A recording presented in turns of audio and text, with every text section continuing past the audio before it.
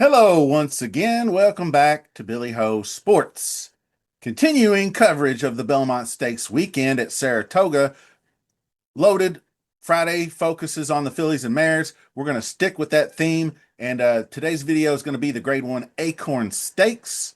So we are doing a split the pot contest for Friday's races. I haven't narrowed down what race it would be. I don't think the Acorn would be the best race with such a heavy favorite in it, but maybe we'll just make it dealer's choice. If you win the split the pot draw for Friday and you contact me, maybe I'll let you choose the race that you want to bet, and then we'll go from there. So anyway, the contest is free to enter. By the way, it doesn't cost you anything but a few seconds of your time to click that subscribe button. Then you're eligible. So all the commenters, so you have to leave a comment, obviously, to get your name on the list. So leave a comment, use hashtag BHS to help promote the channel. And what I'll do is I'll put all the names in a draw. We'll spin the wheel, and the winner gets a $20 bet on me that we split if we win. So remember to click that like button, and in the comment section, just give me your pick to win the Acorn Stakes, and let's get it rocking and rolling. And we're gonna go a mile, or we're gonna go a mile and 9 furlongs on the dirt. Let's do it that way. A mile and an eighth. I couldn't get that out.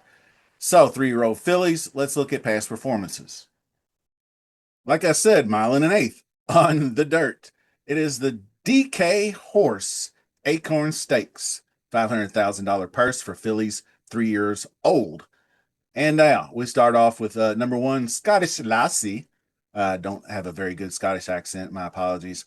But this one kind of just left hanging in the breeze here. You can see won the Frisette going a mile at the Aqueduct, and then went right to the BC Juvenile. Ran a solid fourth behind Immersive, Vodka with a Twist, and Quick, and then was on the shelf. Came back, made her 2025 debut in this OC Claimer, and almost took it to the house with Eric Council, but Cancel aboard. Was defeated, but was a big heavy favorite. Maybe sometimes horses just need a race, so I don't hold that against her that she's a beaten favorite. Obviously, getting a huge upgrade in jockey with Irad Ortiz aboard for Jorge Abreu. So Scottish Lassie solid, but going up against horses like this one right here, Good Cheer, no shot. So Good Cheer, obviously the Brad Cox phenom who has left their competition racing for second place honors the whole way. I mean, you can see Luis Saez has been aboard almost nearly her entire career. So she trains, does a lot of training up in Saratoga and that area. And she's just been nothing short of amazing. The Rachel, the Goldenrod, the Fairgrounds Oaks, and then into the Kentucky Oaks, where on a slop or a wet fast track right after a big rainstorm, she comes charging down the stretch in a very hotly contested pace, which probably set her up for her close. But I think she closes them anyway. If they're not running that fast, then she doesn't have anybody to go after, and she's sitting right next to them, and then she just blows by them. So it's not like it matters what the pace is. She didn't get much pace in the Rachel, and then she took over at the top of the stretch and beat them by 6. So she's just going to have the less pace you give her, the more horse she's going to have down the stretch. So just beware of that. Godolphin, I'm wearing the Godolphin blue t-shirt today in honor of this one. So I just really look forward to her maybe taking a crack at the boys this summer. Like I said, she just shows why she's the bee's knees in every race she runs. Uh, she showed sovereignty how it was done down the stretch on the Friday before the Derby. She's just a different kind of horse. And Medaglia del Oro is the sire.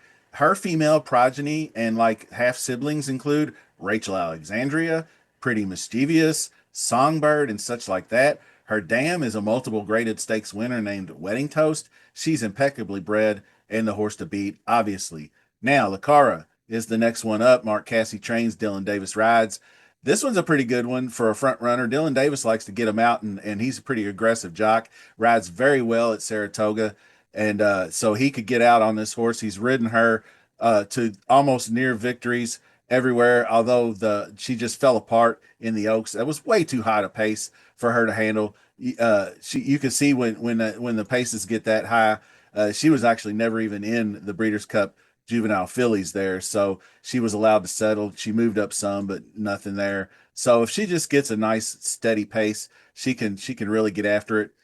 I don't see any loose on the leads kind of thing. I mean, the grade one Ashland was an all out effort you can see here, but in just I'm not going to poo poo the effort, but the favorite, heavy favorite, Muhima bled during that race and faded to third. So her best chance is on the lead, and that's where she's likely to be.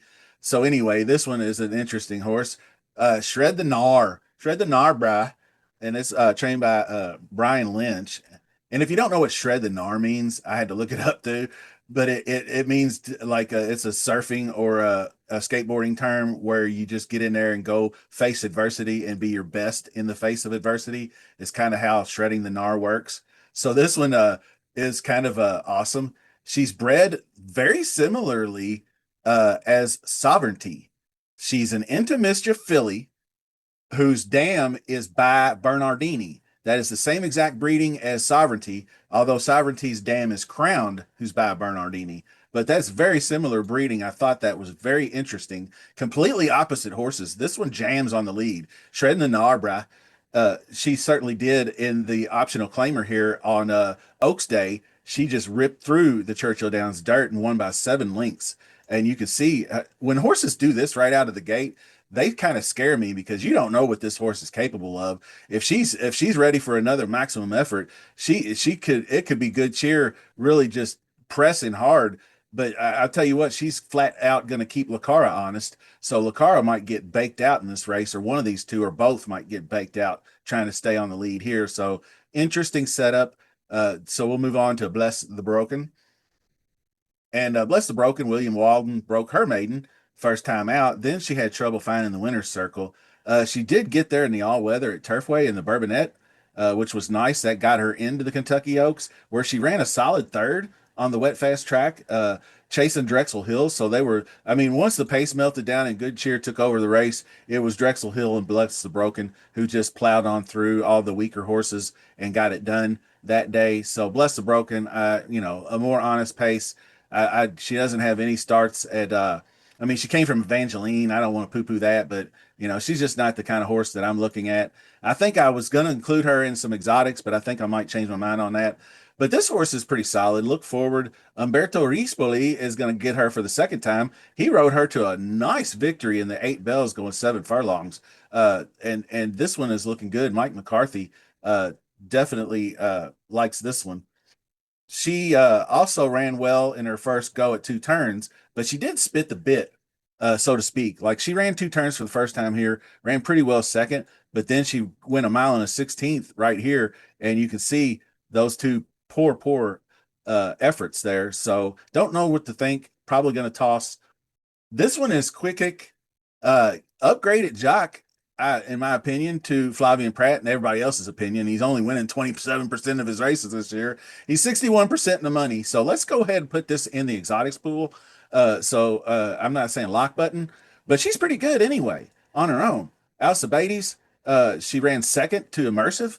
And then Breeders' Cup Juvenile, she was third behind Immersive, Vodka with a twist and quick kick at Del Mar. And then she comes in off the break at the Honeybee and was fifth. Now, I mean, that was a tough race against Quiet Side and 5Gs. Muhima, that was when Muhima was really rocking and rolling there. So that was a really strong Honeybee. So I don't fault the first off the layoff for a fifth place finish. And then she goes to the Fairgrounds Oaks, and she actually got off to a very poor start. She broke from the outside post and broke outwardly, which for her closing style is not all that terrible because she settled in, but she hit it and split it down the stretch and got up to fourth place, passing other horses. So she can do that. And then she just didn't have it, but she moved from 11th to 7th, so she did improve position in Kentucky Oaks. Was just basically run off the track there in that one though. Hot jockey, trainer, 21% shipper, sharp workout. Everything points to this horse being a solid shot at hitting the board, and that's where I'm going to leave it. So obviously, number two, Good Cheer. Number one with a bullet, the key horse on top, and I mean key, not key box. I mean key like key this horse to win the race, and then play whoever underneath. I recommend three of these four. Number three, Cara. Number four, Shred the Narnar. Number five, Bless the Broken. And number seven, Quick Kick. I really like the four and the seven, and I probably would include the three It's kind of tough though, because now that I'm looking at it a little deeper, the three and the four both like being out on the lead. And a lot of times that's not a good recipe for both of them to make the cart to make the fill out the trifecta. But if they're that much better, they're that much better. So I'm definitely using a closer like Quick Kick. And then you have Five Bless the Broken too. So we'll be back later on in the week with more exciting racing action. We'll probably do like a cobble together the pick five or pick four or something, some sort of bet like that. So I do enjoy watching excellence, and I'm rooting for the Brad Cox filly to continue that undefeated streak. So more Friday racing action. We haven't even gotten to Saturday's racing yet. That's how excited I am. So I'm going to put the three turf races on Friday together. The Belmont Gold Cup, which is the big long 2 miler. The New York Stakes, which is a big time. That's the most expensive, I believe, 750K is the purse in that, and Just a Game is a huge turf race. So those three will go together in the next video. Make sure you're setting those notification bells so you don't miss it. And remember to sub to the channel so you're eligible to win the contest. And use that hashtag BHS in the comment section, and we will see you next time.